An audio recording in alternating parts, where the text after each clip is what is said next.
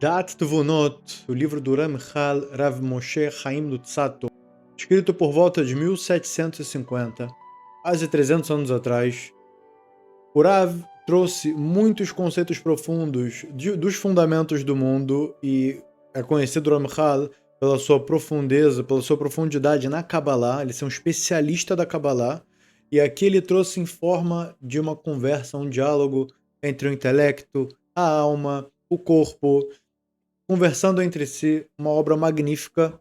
Essa tradução aqui deu 358 páginas. A gente vai um pouquinho aqui, ler um pouco das primeiras páginas para entender o teor e a relevância, a importância extrema de fazer essa leitura, de fazer esse estudo. Lembrando que esse e-book ele vai estar disponível para os assinantes, membros e os participantes da EVO.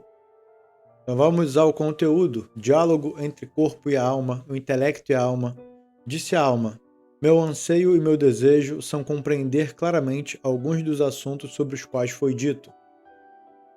E reconheça em seu coração que eterno é Deus. Então se existe um versículo que nos obriga a entender no nosso coração que o eterno é Deus, o que a alma está pedindo? O desejo de compreender claramente o que isso significa. Esses assuntos estão entre os fundamentos da nossa fé e toda pessoa tem a obrigação de buscá-los, conhecê-los na medida em que estiver ao seu alcance. Em outras palavras, quem quer ter fé, quem quer ter emuná, quer acreditar em Deus, que Ele vai suprir minhas necessidades, e mesmo quando tudo parece estar indo contra, tudo está dando errado, a gente ter esse entendimento de que Deus está por detrás daquilo tudo. Deus não abandonou e deixou a pessoa à própria sorte, certo? Todo tipo de pensamento de que existe Deus por um lado e o demônio do outro, eles brigam entre si, então agora Deus não está no comando, quem está é o demônio. Coisas totalmente idólatras e bizarras, infelizmente, existe muito esse erro. Então aqui o interesse da alma é saber ter essa fé de modo correto.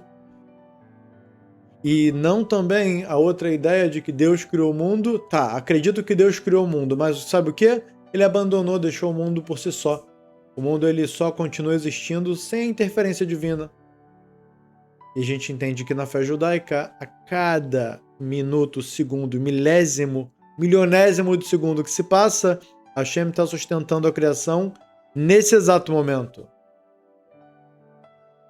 2. Disse o intelecto: para onde você dirige sua atenção? Os fundamentos são 13. Sobre qual deles você deseja refletir? Então aqui, o intelecto está perguntando para a alma: tá bom, o que você está falando é algo muito abrangente. Qual tipo de fé? Tem os 13 princípios da fé? Diz para mim exatamente o que você quer para eu te trazer uma resposta mais direta. Disse a alma: todos os 13 fundamentos estão confirmados para mim. Ou seja, eu tenho todos os 13 fundamentos, os 13 princípios da fé, do Rambam, está tudo firmado, está claro para mim, sem qualquer dúvida. Contudo, alguns deles, além de estarem confirmados para mim, também são compreendidos. Ou seja, tá confirmado, são níveis de entendimento, tá compreendido, tá entendido, isso daqui tá tudo bem, tá clarificado, tá explicado. Enquanto outros estão confirmados para mim pela fé.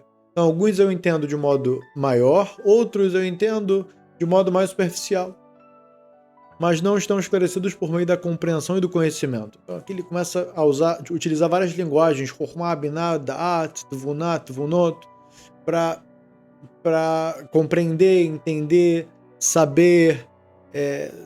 São diferentes mecanismos, assim, tanto do intelecto quanto da alma, que no fim a coisa é uma só, mas aqui o Rav separou. 4. Disse o intelecto: quais estão confirmados para você, quais estão esclarecidos para você? Então, para ele entender certinho, você está falando que tem coisa que está aberta, tem coisa que está fechada? Abre para a gente. Vamos entender. Disse a alma: a existência do eterno. Sua unicidade, que ele é um. Sua eternidade, que ele é eterno, não é limitado, ele é totalmente ilimitado. O fato dele estar acima de qualquer corpo e de tudo que é o próprio corpo. A criação do mundo, a profecia de Moshe, a origem celestial da Torá e sua eternidade, de modo que nunca será modificada. Em todas essas coisas eu creio e as compreendo, e não necessito de explicações a respeito. Porém, quanto à providência, a providência divina, a recompensa ao castigo, a providência divina é que Hashem está fazendo todos os decretos, tudo que está acontecendo na sua vida está sendo de acordo com a providência divina. Você colocou a mão no bolso, você queria tirar uma moeda de 1, veio uma moeda de meio, isso foi decretado dos céus para que acontecesse. Não foi por acaso que a pessoa botou a mão no bolso. Ela estava andando na rua, estava indo na calçada para o seu destino. E, porventura, aconteceu ali algo trágico ou algo feliz e alegre. Tudo que aconteceu, a pessoa imagina com ela mesma. Ah, isso daqui é acaso. Então, a providência é que nada é por acaso, tudo está sendo gerado e produzido para a pessoa. Cada decreto e cada detalhe está sendo produzido por Hashem. Isso é providência. A pessoa pensar que a providência não existe, ela está certa de que tudo é o acaso. Tudo está atribuído ao acaso. A recompensa e ao castigo. A vinda do Messias, a ressurreição dos mortos. Certamente creio nelas por obrigação da religião, mas desejaria alcançar sobre elas uma compreensão que aquietasse o meu coração. Aqui tem outras questões, ressurreição dos mortos, a vinda do Messias, recompensa ao castigo, ou seja, ele vê muitas pessoas provavelmente que estão no caminho errado e estão sendo recompensados por isso. Uma das provas no Tanakh é quem? Ahav, marido de Izebel, ele continuou ali a divulgação das idolatrias do Baal e da Asherah, e ele tinha uma riqueza absurda. Ele construiu um palácio para si de marfim e construiu para cada um dos seus filhos 2 palácios de marfim, coisa que era muito acima. E você vê como pode ser. Ano após ano se passando, esse transgressor completo, fazendo exatamente o oposto à vontade de Deus, financeiramente prosperando a cada dia. Então isso daqui faz o quê? A pessoa pode acabar tendo essa falta de entendimento mais completo. A recompensa ao castigo fala, olha, para mim está parecendo que ele está sendo recompensado positivamente e não como um castigo pelos seus atos errados. Então, o que o intelecto disse? O que é difícil para você nesses assuntos? Disse a alma. As grandes circunstâncias que a transformam no mundo parecerem demonstrar constantemente. Então, as grandes circunstâncias que se transformam no mundo parecem demonstrar constantemente à primeira vista o contrário da providência, Deus nos livre. Então, a pessoa não entende várias coisas, vê alguém que se esforça, um trabalhador de bem, tem sua família e acontecem coisas negativas com esse, aparentemente punições. Ele que estuda a Torá, se esforça, se empenha, certo? Pede por ajuda, tenta trazer outras pessoas com ele e ele fica para trás. Mas aquele que lida com assuntos desse mundo, com coisas vãs e vazias, que está fazendo tudo errado, esse prospera, esse todo mundo vê e cada dia ele tem mais. Então, aparentemente, a providência divina parece que não existe. E de propósito, Hashem fez desse jeito. Por quê? Para que existisse o livre-arbítrio e somente através do livre-arbítrio a pessoa poderia conquistar o seu mundo vindouro, a sua conexão verdadeira com Deus. Até porque se alguém fizesse uma mitzvah, um mandamento que está na Torá, na hora, recebeu o quê? O dia dele foi bom, nada estressou, não teve preocupação com nada. O trabalho foi bem sucedido, conseguiu executar as tarefas com excelência, deu tudo certo. Conseguiu no final do mês um excelente salário, todos os dias ali se ocupou com Deus, se ocupou com a Torá, se ocupou em trabalhar bem feito. E teve um dia, sem querer, ele descumpriu uma coisinha. Ele foi lá, abriu a boca e falou mal do outro, falou a xanara do outro. Na hora, o carro já quebrou, na hora o celular já pulou da mão, na hora a estante caiu, certo? Na hora já alguma coisa pegou fogo. Opa, calma aí. Vou fazer chuva agora, Deus não gostou. Dentro de um mundo assim, não existe transgressor e justo. Porque o justo é aquele que faz sem ter absoluta clareza. Ele tem a clareza através de tudo da Torá. Só que o ocultamento é tão grande que ele precisa se esforçar tanto para achar Deus nas entrelinhas do mundo que isso é o que vai trazer o mérito para ele. E o transgressor, ele vai fazer o quê? O que vai ser pior para ele? Claro que não. Se ele sabe que ele vai prosperar dentro do sistema, dentro do único sistema de recompensa, ele vai andar bonitinho no caminho do sistema de recompensa. Então não existe justo e transgressor, não existe aqueles que vão ter recompensa e aqueles que vão ter punição por não terem feito o correto. Então esse é o motivo do porquê que Hashem fez a providência nesse mundo de um jeito aparentemente oposto, de um jeito oculto. Além disso, a razão não consegue enxergar o desfecho dos acontecimentos. Então a gente sabe muito bem que essa coisa de nessa vida alguém está pagando por algo de outra vida, a outra vida foi transgressor, a vida inteira deu tudo certo. Numa próxima vida, ele vai ter mais uma vez a chance porque tem 3 chances. A pessoa vem a primeira vez, se ela fez tudo errado, foi um transgressor completo, ele vai ter uma segunda chance. Pode ser que ele tenha uma segunda chance. De novo, ele foi um transgressor completo, pode ser que ele tenha uma terceira chance.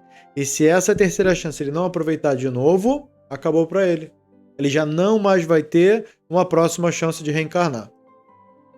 Então, depois dele ter passado por uma primeira vida e fez tudo errado, e ele tinha sucesso, nasceu numa família influente, dinheiro não faltou, amigos, um local de moradia bom, na segunda encarnação, no segundo Gilgul, ele já vai vir com limitações, dificuldade financeira, limitação física e daí por diante. Para quê? Para que ele tenha menos meios de cometer transgressões e ali dentro do que ele tem, ele precisa fazer o seu próprio conserto espiritual. E se vem na terceira vida, então a pessoa vai falar o quê? Não é possível que alguém morreu cedo, ou que alguém veio com uma deficiência física, ou uma questão de pobreza extrema, porque, a princípio, aquele que está vendo a figura do meio, uma coisa é você enxergar um vídeo, você assistir uma aula, do minuto 1 até 1 hora. Outra coisa é você pegar do minuto 10 até o minuto 12, ou do minuto 40 até o minuto 45. É um segmento. O que você estiver entendendo dali vai ser algo fora de contexto. Pode muito bem ser que você entenda ao contrário do que a aula veio te passar como ensinamento, você pegou só um pedacinho do meio do ensinamento. Então aqui, quando a pessoa vê o acontecimento da vida dele mesmo, porque a gente não tem memória antes de ver a Terra, ou sobre a vida do outro, a gente vê isso como um segmento dentro de uma linha do tempo extensa e completa, a gente tá propício a interpretar errado. Então, aparentemente, a providência não vai existir. Além disso, a razão não consegue enxergar o desfecho dos acontecimentos. Então, a razão, o que a gente consegue captar, não é suficiente para o que realmente se passa na vida das pessoas. A maneira que o mundo se conduz. Até onde eles conduzem. O que o Senhor, bendito seja, Hashem, Ele, deseja de suas criaturas, porque as conduz dessa maneira a qual será o fim de tudo isso. Então Hashem faz a condução de tudo para que cada pessoa tenha a oportunidade de chegar no seu tikkun, no seu conserto espiritual, na sua missão de vida, na qual vai o conectar com Hashem, e através dessa dificuldade e sofrimento, ele vai ter conexão eterna com Deus. Diferente de que se o sistema fosse fez correto, recompensa, fez errado, punição, isso não daria recompensa para ninguém. A criação seria algo vão, porque no final não conseguiria chegar nessa maravilha que Deus criou, que é através desse ocultamento chegar na conexão verdadeira com Ele. Pois nas ações do Eterno, bendito seja Ele, manifesta-se uma amplitude tão grande que nenhum coração é capaz de contê-la. Eu desejaria que você me ensinasse um caminho correto para compreender a retidão desses assuntos, sem se desviar nem para a direita nem para a esquerda. Então é alguém que quer fazer a vontade de Deus de modo verdadeiro e correto, e ele quer a dica que não vai fazer ele se desviar, não vai fazer ele errar. Ele vai estar no caminho certo e reto. O intelecto diz. Contudo, existem aqui questões extremamente difíceis e profundas, como o justo que sofre e o perverso que prospera. Essas questões causam dificuldade até mesmo aos maiores sábios e profetas, inclusive Moshe Rabbeinu, de abençoada memória, e não é possível compreendê-las plenamente. Quando aconteceu isso com Moshe Rabbeinu, quando Hashem mostrou para Moshe Rabbeinu em sua profecia, Rabi Akiva, que conseguia, ele alcançou o entendimento em certo aspecto, mais elevado do que Moshe. Ele estava dando explicações de Drashot, nas quais o próprio Moshe estava assistindo a aula de Rabi Akiva e não conseguia entender o que estava sendo passado. E depois ele viu a morte de Rabi Akiva, que ele foi rasgado, coitado. Teve uma morte trágica, enrolaram ele no livro de Torá, queimaram ele e não deixaram ele morrer certas partes. Eles colocaram algodão molhado no coração e rasgaram sua carne, venderam aquilo enquanto ele ainda estava ali nessa situação amarrado. Então Moshe viu isso e entrou em choque e falou o quê? Essa é a recompensa de um grande justo que cumpriu a Torá a vida inteira? Hashem falou o quê para Moshe? Fique em silêncio, fica quieto. Assim subiu na minha mente, assim eu estruturei. Essa foi a maneira correta que eu estruturei. Então nem mesmo Hashem deu espaço para Moshe questionar a Deus por que os caminhos dele são aparentemente opostos. Então nem mesmo Moshe, que foi o maior de todos os profetas, conseguiu passar ileso nessa questão de ver o perverso prosperar e o justo sofrer. Disse a alma: os detalhes que eu não puder compreender deixarei de lado. Contudo, desejo ao menos ter em minhas mãos os princípios gerais de maneira clara e correta. Ou seja, o que eu não consegui compreender, eu aceito. Mas pelo menos os fundamentos, o que for de os princípios gerais, o que tiver de fundamental, isso eu quero entender de maneira clara e correta. Os detalhezinhos, tá bom, pode ser que eu não entenda. Pelo menos a base eu quero saber. Para que eu possa conhecer uma orientação e uma compreensão adequada diante de toda a amplitude desses assuntos. Mesmo que o detalhezinho ele não vai entender, pelo menos ele vai saber que aquilo pertence a algum fundamento. E ele entender claramente o fundamento já tranquiliza ele quanto àquele detalhe que ele não entendeu. Então, quanto àquilo que meu conhecimento não alcançar, direi a mim mesmo: não cabe a você concluir todo o trabalho. Isso daí na Mishnah de Pirkei Avot a gente já aprendeu. Lo alecha amelachá ligmor. Inclusive, acho que foi o último estudo que a gente fez sobre a ética dos pais. 10.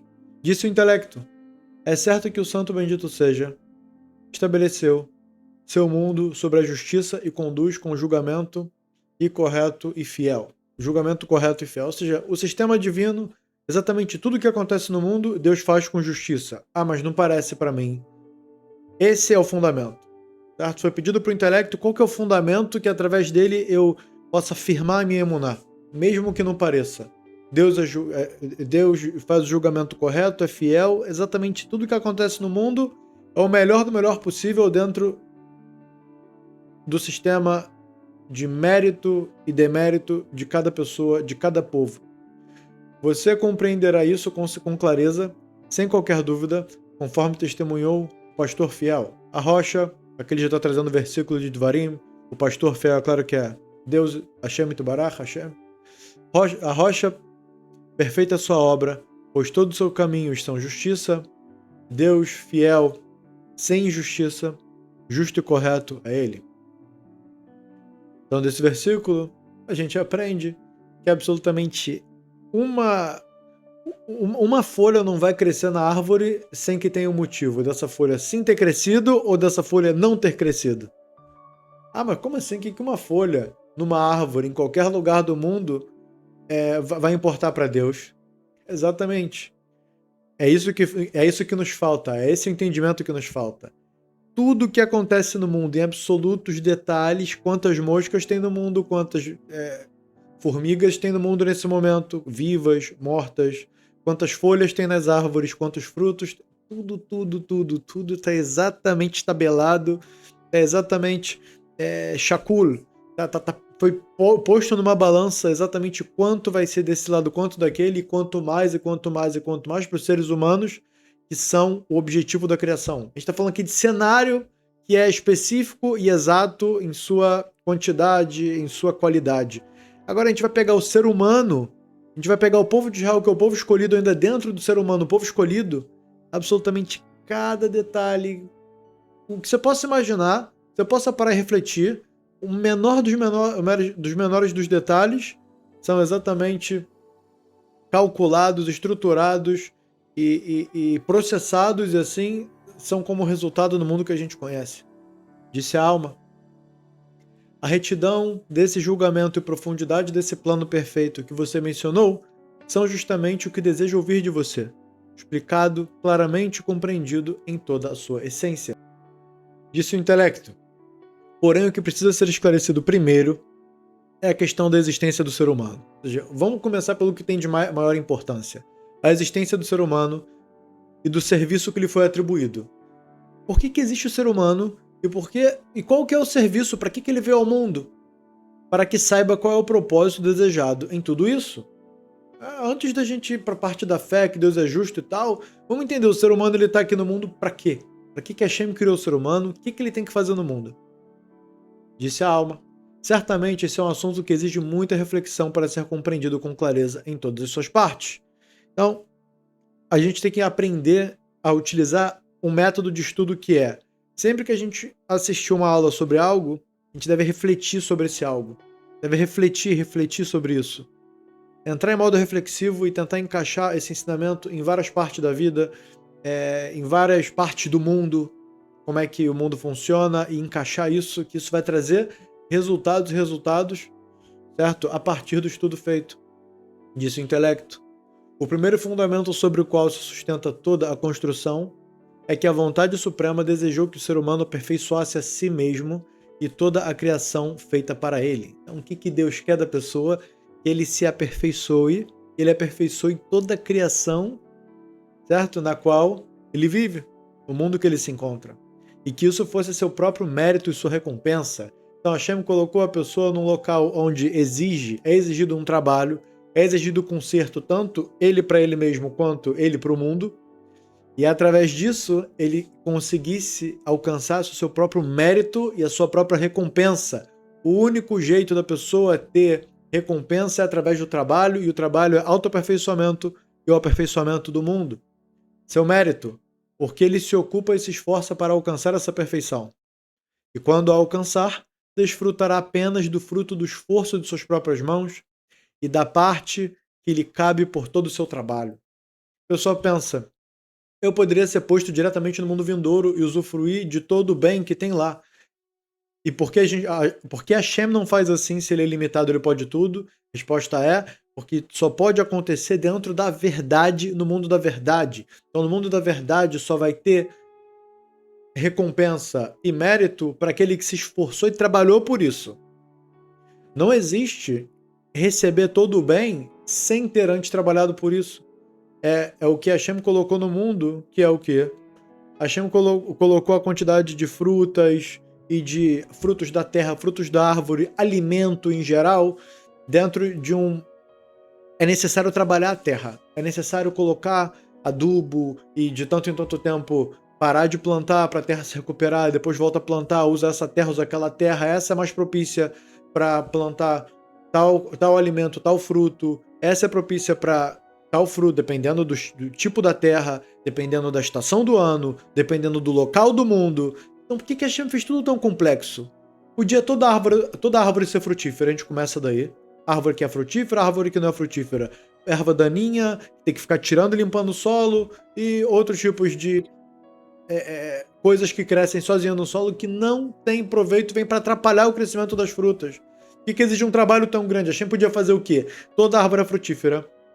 As aves, as abelhas, né, os seres alados, os seres voadores, eles vão fazer esse trabalho de enviar semente daqui para lá, de lá para cá, e que as árvores crescessem com facilidade. Desse modo teria arroz crescendo em tudo, feijão crescendo em tudo, trigo e frutos da árvore, né? Maçã, pera, pêssego e daí por diante. Ou seja, a pessoa está com fome, ela sai, colhe aqui, colhe ali, no ambiente público, não precisa ir no terreno particular, porque todo lugar vai ter fruta, todo lugar vai ter o arroz para colher. Ele não precisa nem debulhar, digamos que o arroz ele já vem igual a fruta, pronto para comer. Não precisa tirar casca e debulhar e fazer todo tipo de... Não, pegou, a fruta ela já vem pronta, não precisa nem cozinhar igual os grãos. Então, pegou, comeu, faz o arroz pronto também.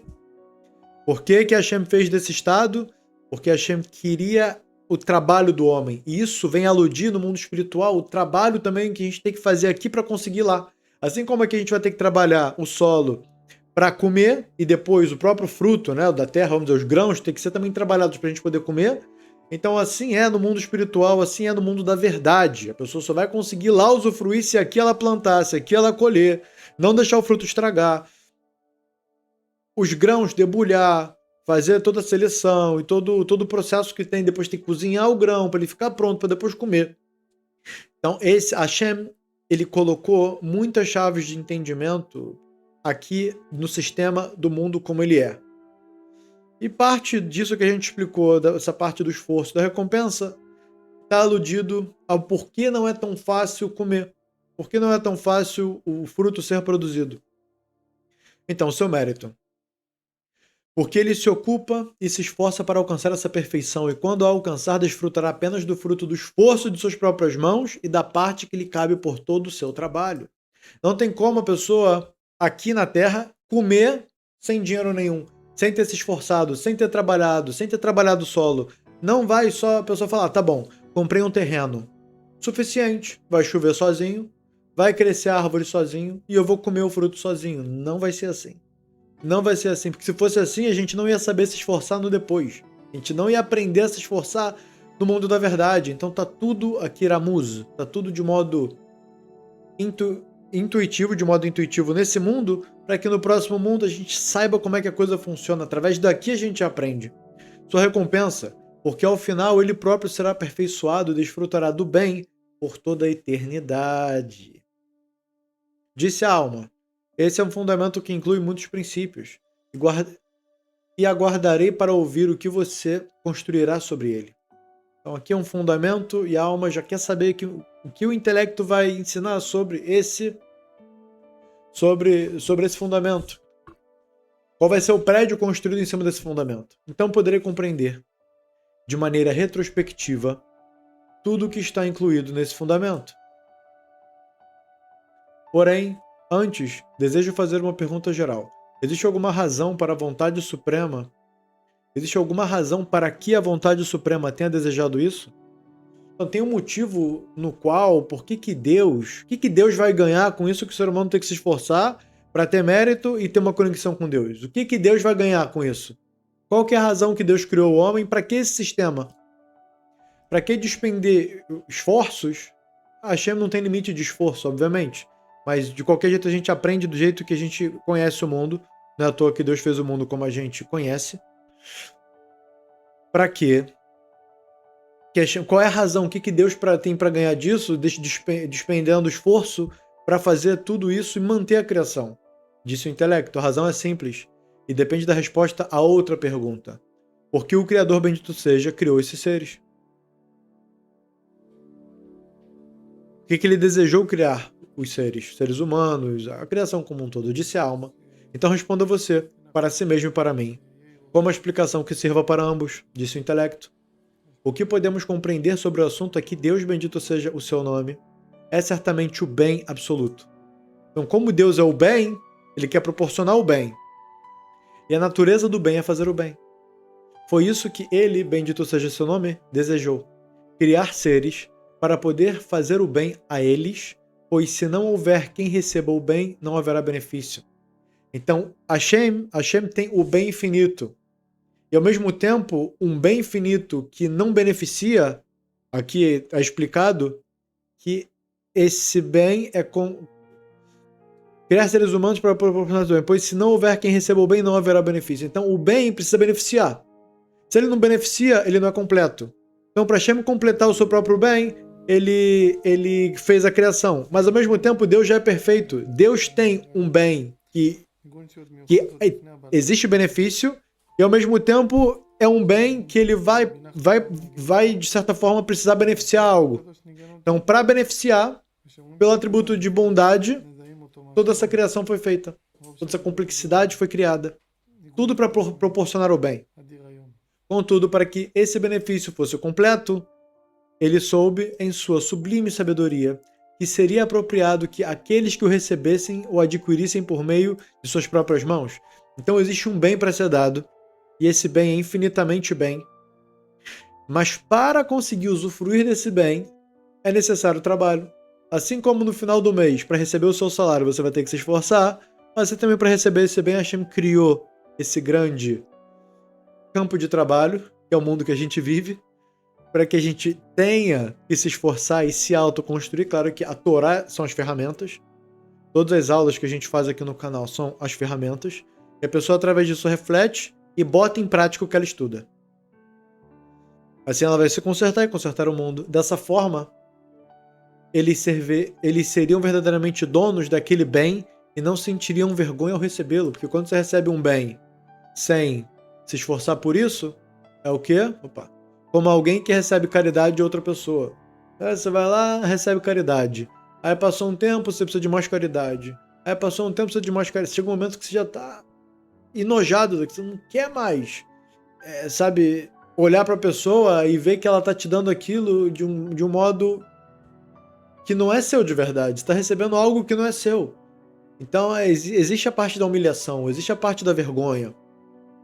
E para aquele bem, para que aquilo seja recebido de modo pleno, é exigido o trabalho. Sobre isso, os sábios disseram: quem come daquilo que não é seu sente vergonha de olhar para o rosto daquele que lhe deu. Assim está no Talmud. Né? Se você vai usufruir daquilo que não é seu, você vai usufruir daquilo que você recebeu, você vai sentir vergonha ao olhar para o rosto daquele que lhe deu. Aí você vai fazer o quê? Sentir vergonha pro resto da vida? A eternidade você vai receber algo que você vai sentir vergonha? Não é isso que Deus quer. Deus quer dar o bem de modo pleno. E aí você pode perguntar, mas explica melhor como é esse trabalho nesse mundo. A resposta é: você vai ter na sua frente o mal, que aparentemente vai ser prazeroso, aparentemente vai te dar, vai te suprir. Você sente que vai ficar satisfeito e te suprir através daquilo que você sabe que é errado. E vai ter o bem, por outro lado, que vai parecer algo obsoleto, vai parecer algo antiquado, vai parecer algo fora de moda, sabe? É uma coisa que você, a princípio, não vai ter aquele fogo pra chegar naquilo. Você vai gostar e vai se interessar, só que o mal, aquilo vai ser muito mais chamativo, vai estar na moda, vai ser style, vai ser lifestyle, vai ser todos os nomezinhos que o pessoal aí adora nomear. E ali, qual que vai ser aqui a luta? Você optar por começar a fazer o bem, você opta e fala: eu vou fazer aquilo mesmo que eu tenha mais vontade de fazer outra coisa. E aí você vai sentir essa dor de, entre aspas, estar perdendo o que o mal tem a oferecer. Você vai fazer o bem. Só que daqui pra frente, depois que você começou a fazer a mitzvah, você cumpriu a mitzvah e terminou e cumpriu com excelência aquela mitzvah, o seu prazer é eterno. Cada dia que passa, você sabe que aquele tempo que você ocupou com algo eterno mais elevado do que você podia ter ocupado. Então, cada dia que passa, você está mais feliz e mais satisfeito por aquilo que você fez, pela mitzvah que você fez. Por outro lado, a transgressão, quando você começou a fazer a transgressão, o prazer já começou a baixar. Você tá no meio, o negócio já nem tem assim tanto... Você fala: será que eu continuo fazendo isso aqui ou será que eu vou embora? Você terminou de fazer a transgressão, você tá totalmente arrependido, já tá totalmente ele falando: cara, que porcaria que eu fiz, o tempo que eu desperdicei com isso, fiz algo terrível, algo nojento, uma idolatria que seja, uma lachonará, alguma coisa que seja, algo nojento, algo terrível, mesmo estando consciente que no meio daquilo não era pra pessoa continuar, porque era algo pesado, algo terrível. E depois, cada dia que passa, aquela energia negativa que ela criou, só vai acusar e fazer a pessoa ficar louca.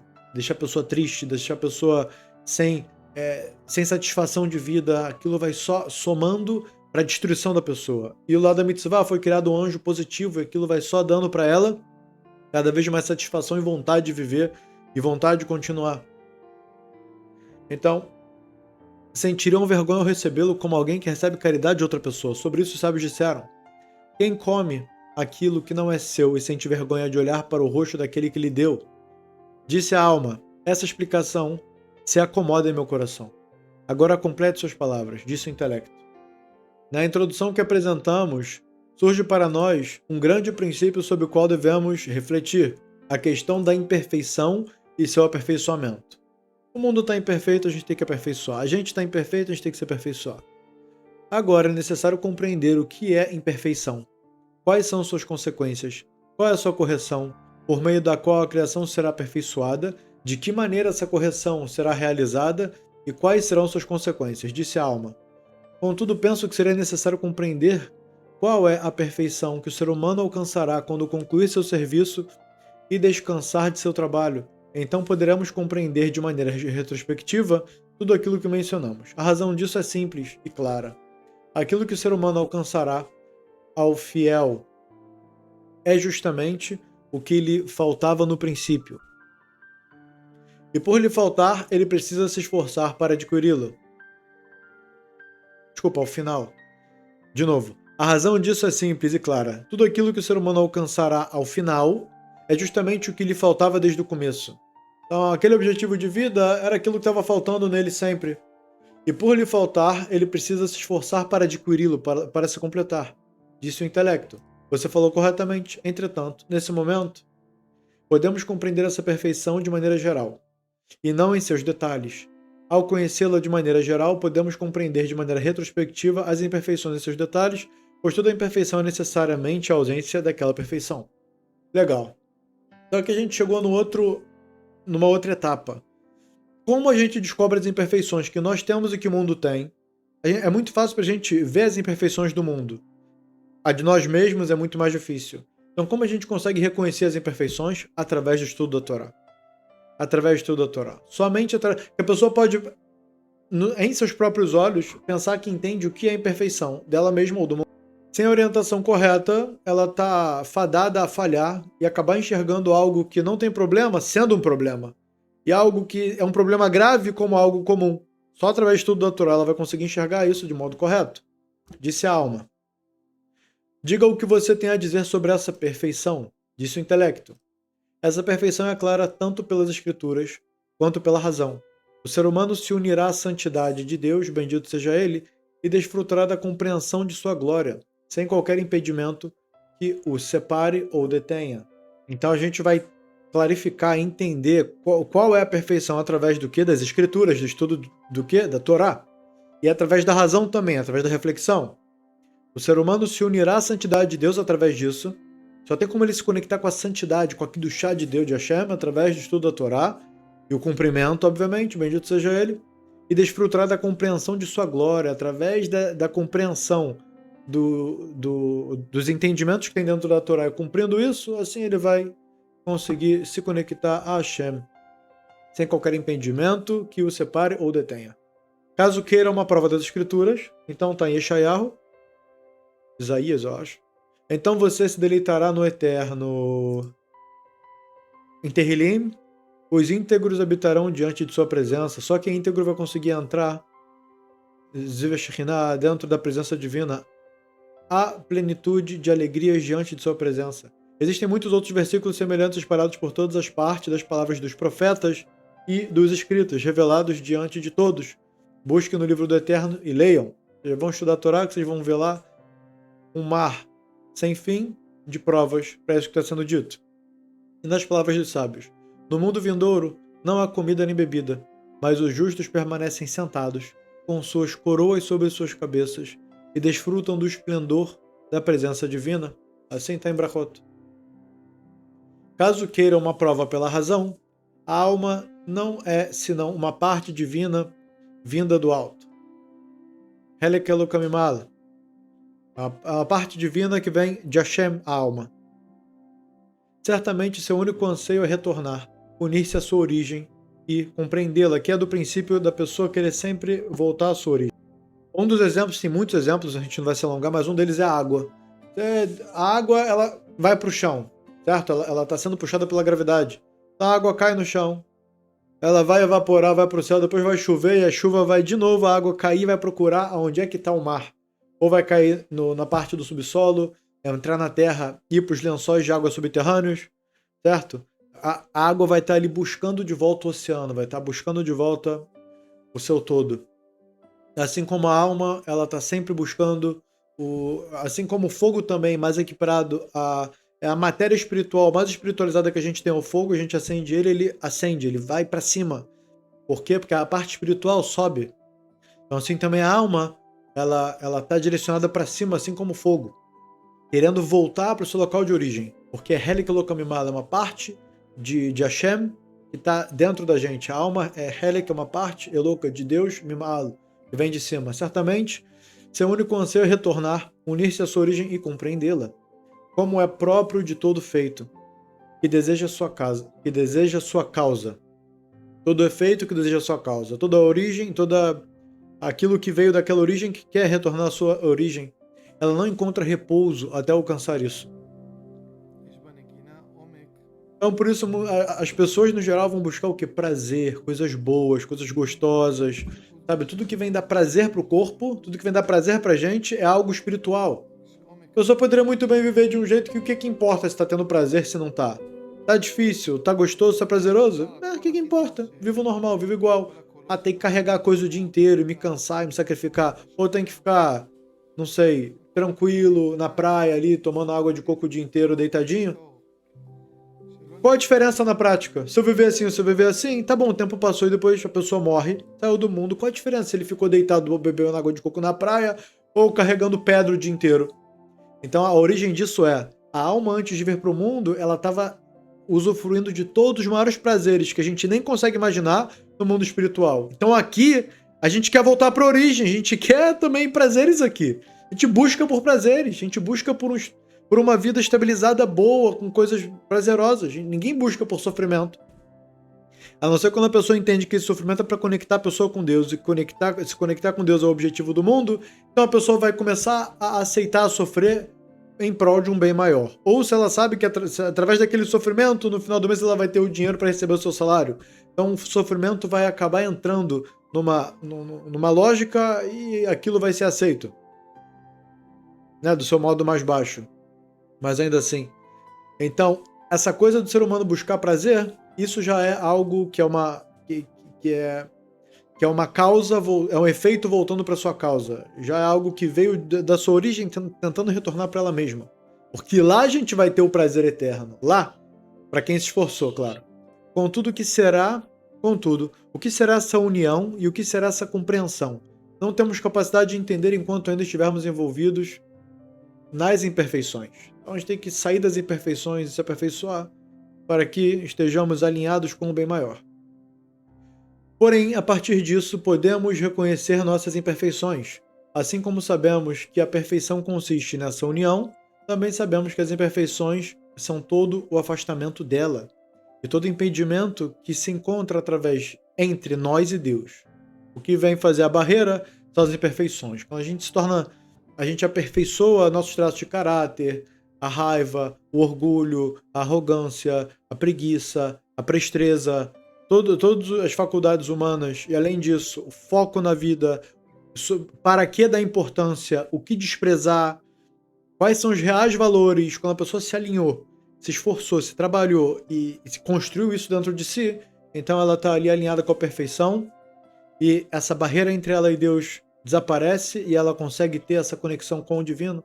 Por causa desse impedimento, não é possível nos unirmos a ele, como nos uniremos depois que ele for removido, essa barreira for removida, essa imperfeição for retirada. Essa é a imperfeição que precisamos nos esforçar para afastar de nós, a fim de adquirir a perfeição que mencionamos.